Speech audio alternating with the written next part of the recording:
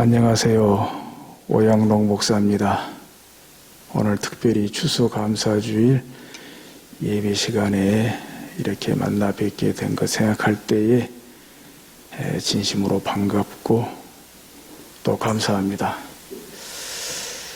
제가 마스크를 쓰고 있어서 어떤 표정인지 잘 모르시겠습니다만은 제가 지금 성도 여러분들을 바라보고 웃고 있습니다.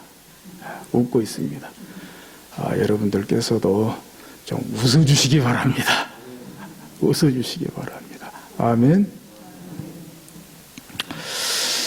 오늘 예배 가운데 우리에게 주신 하나님의 말씀은 사도행전 6장 1절에서 7절까지 말씀입니다. 오늘 말씀 가운데 보게 될 때 하마터면 예루살렘 교회가 큰일 날 뻔했습니다. 우리 이미 아시는 바와 같이 초대 예루살렘 교회가 예수님께서 부활 승천하신 후에 그들 가운데 이 성령이 임했잖아요. 오순절 성령 강림 사건으로 초대 예루살렘 교회가 탄생했지요. 탄생하고부터 정말 걷잡을 수 없는 성령의 불길, 성령의 역사로 말미암아 어마어마하게 부흥을 하고 있었습니다. 어쩐 때는 한 번에 3,000명, 막 5,000명. 그야말로 요즘 말로 말씀을 드리면 막 대형 교회가 아주 급속도로 그렇게 된 것이지요. 오늘 본문도 그렇게 부흥하고 있어요. 부흥하고 있는데 문제가 생겼어요. 아주 복잡한 문제가 생겼습니다. 잘못하면 교회가 둘로 나누어질 수도 있는 아주 복잡한 문제가 생겼어요. 그런데 결과적으로 볼 때 의외로 간단하게 문제가 해결됐어요. 뿐만 아니라 오히려 그 문제가 해결돼서 더 부흥했어요. 더 부흥했어요. 오늘 한번 그걸 좀 보자고요. 비교적 긴 분량이 아니므로 한번 읽으면서 보십시다. 6장 1절에 보니까 그때 제자가 더 많아졌는데 헬라파 유대인들이 자기의 과부들이 매일의 구제에 빠짐으로 히브리파 사람을 원망하니 다름 아닌 예루살렘 교회 안에 구제에 문제가 생겼어요. 예루살렘 교회에는 구성원이 말하자면 유대파 그리스도인들 또 헬라파 그리스도인들 이렇게 구성이 되어 있어요. 유대파 그리스도인들이라고 하면 원래 그 예루살렘에 살고 있는 유대인들 그런 유대인들로서 이제 기독교로 회심하고 예루살렘 교인이 된 거죠. 헬라파 유대인들은 외국에서 살다가 돌아온 사람들이에요. 외국에서 살다가 돌아와서 이제 예루살렘 교회 안에 이제 교인이 된 것이죠. 그러니까 이제 교회에는 예루살렘 교회에 이런 유대파 그리스도인들 또 헬라파 그리스도인들 이렇게 되어 있는데 하여튼간에 역사적으로 전통적으로 그리고 구약에 보면 그 구제를 잘해야 돼요. 아예 율법에도 고아와 과부와 객에 대해서 아주 구제를 하도록 하나님께서 법으로 정하시고 말씀하셨거든요. 이런 아름다운 법, 아름다운 전통을 예루살렘 교회가 그대로 받은 것이지요. 그래서 예루살렘 교회에서도 이제 이 과부들, 이 구제하는 일을 매일매일 하게 된 것이에요. 그런데 여기에 문제가 생긴 것이 하필이면은 헬라파 유대인들 가운데 자기 과부들이 매일 구제에 빠지게 되었다는 거죠. 이 일로 이제 히브리파, 이 유대파 그리스도인들을 이제 원망하는 일이 생겼어요. 이건 정말 복잡한 문제거든요. 왜?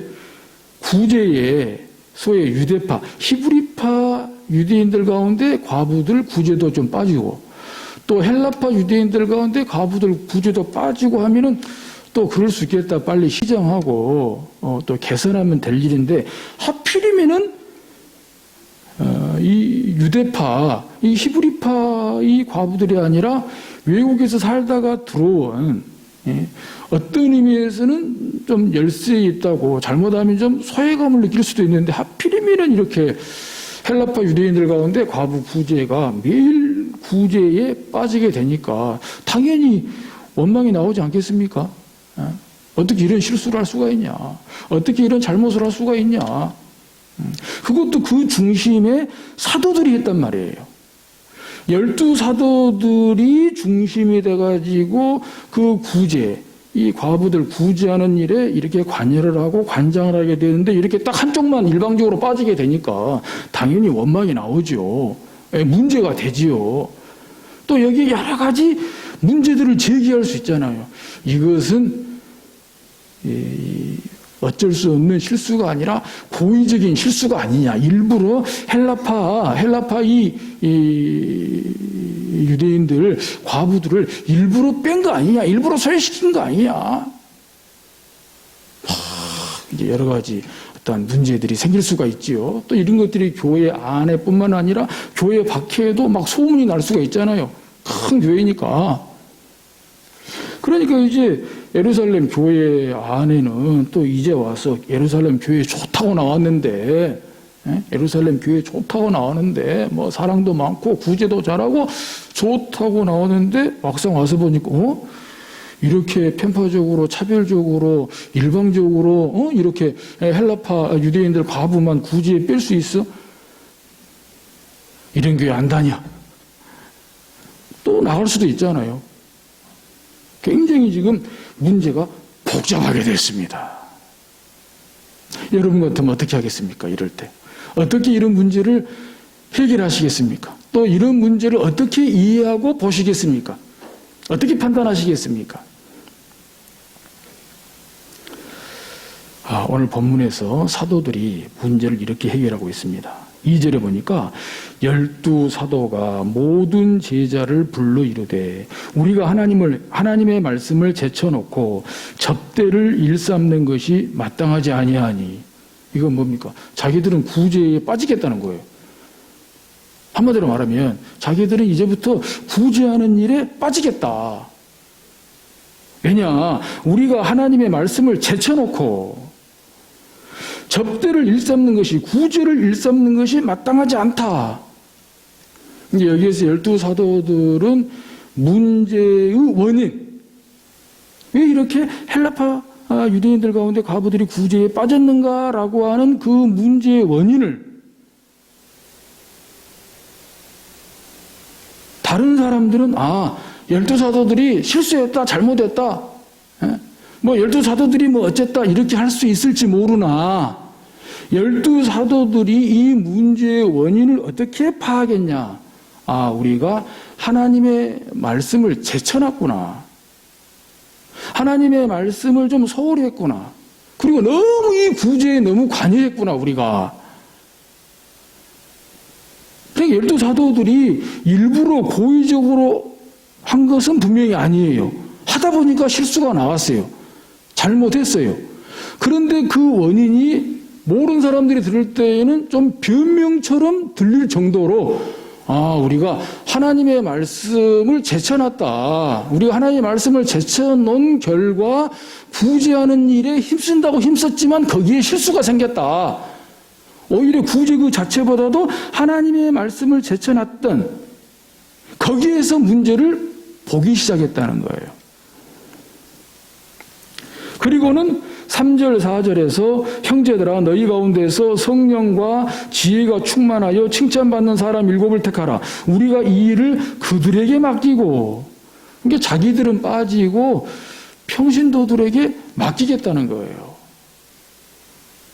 오늘 우리로 말하면 뭐 장로님들도 계시고 또 우리 집사님들도 계시고 권사님들도 계시니까 그런 평신도 지도자들에게 맡기는데 단 조건만 제시한 거예요. 성령과 지혜가 충만하여. 아주 자세하게 말하고 있습니다. 단순히 우리 뭐 성령이 충만하고 뭐 기도 많이 하고 이게 아니고 성령과 지혜가 충만하여. 성령도 충만하고 지혜도 충만하고 거기에다가 칭찬받는 사람, 일곱을 택하라. 우리가 이 일을 그들에게 맡기고 위임하겠다는 거예요. 대신에 12사도는 뭐한다? 4절에 보니까 우리는 오로지 전념하겠다는 거죠. 어디에요? 기도하는 일과 말씀 사역에 힘쓰겠다. 이것이 사도들이 본 문제의 원인이고 사도들이 제시한 문제 해결 방안이다 이 말입니다. 그러니까 이 사도들이 기도하는 일과 말씀 사역에 힘써야 되는데, 전념해야 되는데, 이 구제 사역이 힘쓰다 보니까 보세요. 수천 명 모이는 교회인데 구제 사역이 보통 큰 일입니까?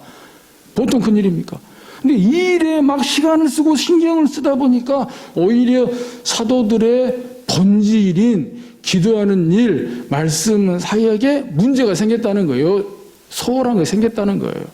그러니까 우리는 기도하는 일, 말씀 사역 여기에 전념하고 대신에 평신도 지도자들 가운데 성령과 지혜가 충만하여 칭찬받는 사람 7을 택하라. 5절에서는 하나 더 추가가 되어 있어요. 믿음과 성령이 충만한 사람. 그래서 결국 5절에 스데반과 또 빌립과 브로고로와 니가노로와 디몬과 바메나와 유대교에 입교했던 안디옥 사람 니골라를 택했다. 6절에 사도들 앞에 세우니 사도들이 기도하고 그들에게 안수하니라. 그러니까 문제의 원인을 정확하게 파악하고 문제 해결 방안을 우리 보신 대로 또 제가 말씀드린 대로 그렇게 제시를 했어요. 근데 그때에 감사하게도 5절에 온 무리가 이 말을 기뻐했다 그랬어요. 사도들을 자기들이 잘못해놓고 책임질 생각은 안 하고 변명이나 되고 자기들은 빠지네. 우리들한테 다 이제 책임 떠넘기네. 자기들도 못한 일을 우리가 어떻게 하라고. 이게 아니고 맞다. 사도들은 기도하는 일, 말씀 사역에 힘써야 되는데 우리가 사실 이 구제하는 이런 일들까지 다 하도록 했다. 우리가 할 일을 다 못했다. 단 성령과 지혜가 충만하여 칭찬받는 사람 7을 뽑자. 믿음과 성령에 충만한 사람 7을 뽑자. 그 일에 대해서 5절에서 온 무리가 이 말을 기뻐했다 그랬어요.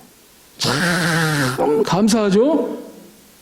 성도 여러분, 여러분들 같으면 이런 일에 어떻게 하시겠습니까? 정말 기뻐하시겠어요? 또 문제를 다시겠어요? 어떻게 하시겠어요?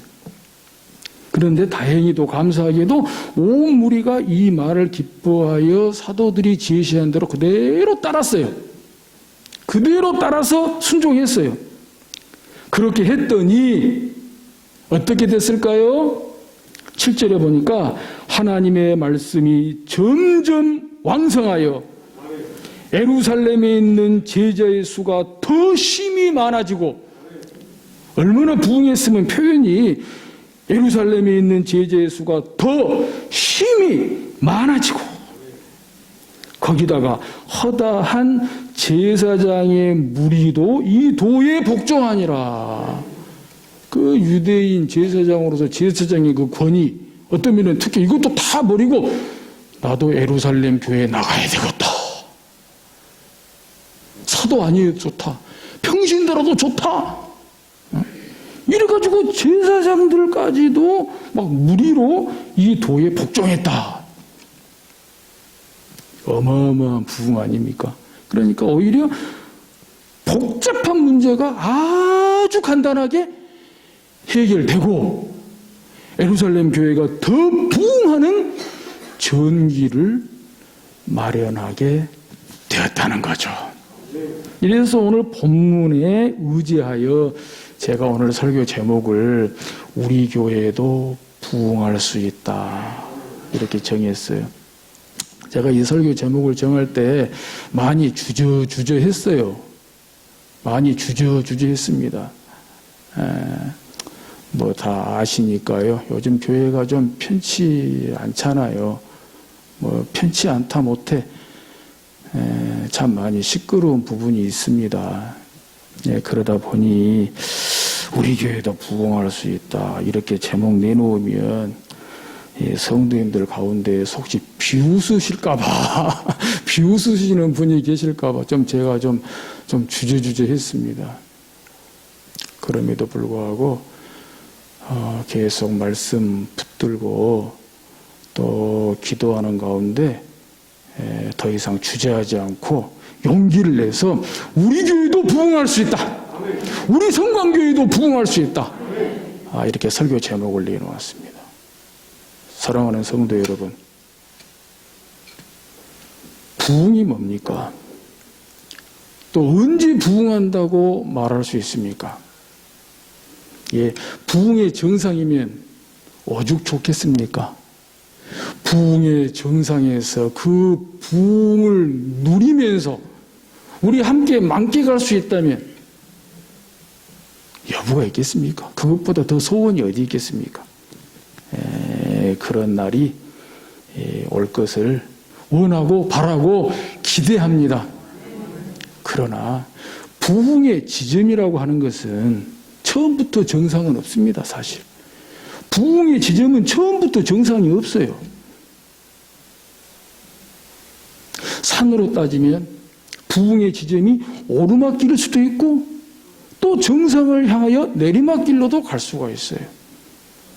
심지어 부흥의 지점이 푹 빠진 골짜기일 수도 있어요. 바다로 따지면 순풍에 돛달고 가는 그런 지점일 수도 있어요. 아니면 역풍을 맞고 광풍 가운데 있을 수도 있어요. 이런 길로 따지면 평지일 수도 있어요. 넓고 평탄한 길일 수도 있어요. 아니 반대로 좁고 협착한 위험한 계곡일 수도 있어요. 중요한 것은 그 부흥의 지점이 어디 있든지 간에 우리가 원하든 원치 않든 그곳이 비록 내리막길일지라도 골짜기일지라도 역풍을 맞고 있을지라도 광풍 가운데 있을지라도 좁고 협착한 위험한 계곡 가운데 있을지라도 바로 그 지점이 부흥의 지점이 될 수 있다는 것입니다. 할렐루야! 에스겔서 37장에 보면은 에스겔이 본 그 골짜기에 환상이 나옵니다. 골짜기에 가득 쌓여있는 그 마른 뼈 환상을 봐요. 바로 그 예루살렘의 이 멸망을 보여주는 거죠. 과연 그 예루살렘이 소망이 있냐? 그걸 도전하는 거죠. 그때 하나님께서 에스겔 선지자에게 환상 가운데 그 골짜기의 그 마른 뼈의 환상을 보여주시면서 이렇게 에스겔 선지자에게 물어봅니다. 에스겔 37장 3절에 보면은 그가 내게 이르시되 인자야 이 뼈들이 능히 살 수 있겠느냐. 에스겔 보고 이 뼈들이 능히 살 수 있겠느냐. 그때 에스겔이 대답하죠. 주 여호와의 주께서 아시나이다. 뭐 이 대답밖에 달리 할 대답이 있겠어요? 그때 여호와 하나님께서 에스겔에게 명하여 말씀하시기를 37장 4절에 또 내게 이르시되 너는 이 모든 뼈에게 대언하여 이르기를 이 마른 뼈, 해골, 죽은 지 오래된 도저히 소망이 없는 살아날 가능성이 1도 없는 그 모든 뼈에게 대언하여 이르기를 너희 마른 뼈들아 여호와의 말씀을 들을지어다. 주 여호와께서 이 뼈들에게 이같이 말씀하시기를 내가 생기를 너희에게 들어가게 하리니 너희가 살아나리라. 너희 위에 힘줄을 두고 살을 입히고 가죽으로 덮고 너희 속에 생기를 넣으리니 너희가 살아나리라. 또 내가 여호와인 줄 너희가 알리라 하셨다 하라. 이에 내가 명령을 따라 태어나니 태어날 때에 소리가 나고 움직이며 이 뼈 저 뼈가 들어맞아 뼈들이 서로 연결되더라. 할렐루야. 내가 또 보니 그 뼈에 힘줄이 생기고 살이 오르며 그 위에 가죽이 덮이나 그 속에는 생기가 없더라. 또 내게 이르시되 인자야 너는 생기를 향하여 대언하라. 생기에게 대언하여 이르기를 주 여호와께서 이같이 말씀하시기를 생기야 사방에서부터 와서 이 죽음을 당한 자에게 붙어서 살아나게 하라 하셨다 하라. 이에 내가 그 명령대로 대언하였더니 생기가 그에게 들어가매 그들이 곧 살아나서 일어나 서는데 극히 큰 군대더라. 아멘. 마른 뼈가 살아나 큰 군대가 되었습니다. 하나님의 큰 군대가 되었습니다. 어디서요? 골짜기에서요. 사도행전 16장에도 보면 사도 바울이 그 2차 전도 여행하는 가운데 정말 일을 많이 썼습니다. 사도 바울의 당시의 비전은 지금의 터키 소아시아의 복음화였습니다. 소아시아의 복음화. 그런데 어느 순간에 전도가 안 돼요. 복음의 문이 막혀요. 여기서도 안 되고 저기서도 안 되고. 사도행전 그 16장 거기 보면 얼마나 사도 바울이 애를 쓰고 사력을 다했는가를 볼 수가 있습니다. 그런데도 성령이 사도행전 16장 6절에 보면 성령이 아시아에서 말씀을 전하지 못하게 하시거늘 이런 일도 다 있네요. 전도하고 싶은데 소아시아 복음하고 싶은데 다른 분도 아니고 성령이 아시아에서 말씀을 전하지 못하게 하신다. 그래서 부르기아로 갈라디아로 무시아 불전하고 비두니아로 가고자 하고 해도 예수의 영이 허락하지 아니하시는지라. 이거보다 더 낙심이 어디가 있습니까? 다른 분도 아니고 성령이 방해를 해요. 예수의 영이 허락을 안 해요. 그러면 전도 포기해야지요. 선교 포기해야지요. 접어야지요. 그런데 어느 날 밤에 사도행전 16장 9절에 보면은 밤에 환상이 바울에게 보이니 마게도냐 사람 하나가 서서 그에게 청하이르되 마게도냐로 건너와서 우리를 도우라 하거늘 바울이 그 환상을 보았을 때 우리가 곧 마게도냐로 떠나기를 힘쓰니 이는 하나님이 저 사람들에게 복음을 전하라고 우리를 부르신 줄로 인정함이로라. 그러니까 돌고 돌다가 저 밑에 두로아까지 내려갔어요. 근데 두로아는 바로 지중해 맞은편 얼마 멀지 않은 바로 앞에 마게도냐 땅이거든요. 그래서 이때가 바로 소아시아도 물론이거니와 마게도냐로 건너가서 제일 처음에 세운 교회가 우리가 잘 아는 빌립보 교회입니다. 그래서 이때가 마게도냐 유럽 선교의 시작이 되었다는 거예요. 돌고 돌아서 두로아로 내려갔던 어떤 면에서는 막 두로아까지 처박혔죠. 낙심과 시리에 빠질 수 있는 바로 그 지점에서 마게도냐인의 환상을 보고 마게도냐의 복음화를 보게 되고 유럽 선교의 시작이 되었다는 거예요. 이렇게 부흥의 지점은 다 다를 수 있다는 거예요. 골짜기일 수도 있고 역풍을 맞고 있을 때도 있고 어떤 상황 가운데 정말 매몰되어 있는 빠져있는 헤매고 있는 그런 지점일 수도 있다는 것입니다. 그럼에도 불구하고 우리 교회도 부흥할 수 있다고 말할 수 있는 것은 바로 이 지점이, 현재 지금 이 지점이 바로 부흥의 지점이라고 하는 사실입니다. 그러므로 우리가 믿는 것은, 우리가 의지하는 것은, 우리가 붙드는 것은 오직 예수. 예수가 우리의 생명이요, 예수가 우리의 힘이요, 예수가 우리의 능력이요, 예수가 우리의 기쁨이요, 예수가 우리의 소망인 줄 믿고 예수님을 믿고 의지하고 붙드는 것입니다. 바라기는 꼭 그렇게 될 수 있기를 바라고 오직 예수만 믿고 십자가 튼튼히 붙잡고 나아갈 수 있는 저와 여러분 될 수 있기를 주의 이름으로 축원합니다. 이제 설교를 마치면서 이 손양원 목사님의 시 가운데 꽃이 피는 봄날에만 이런 시가 있습니다. 이 시로 우리 가진 찬송가에 531장에도 이렇게 수록이 되어 있어요.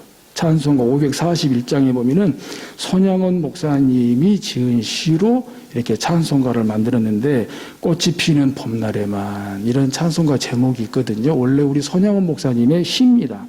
기도도 되겠지요.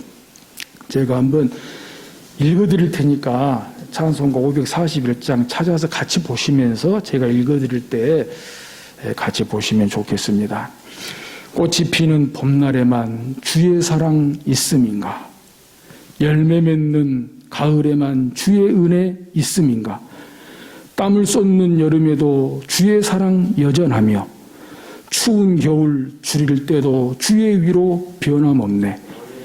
솔로몬의 부귀보다 욥의 고난 더 귀하고 솔로몬의 지혜보다 욥의 인내 아름답다.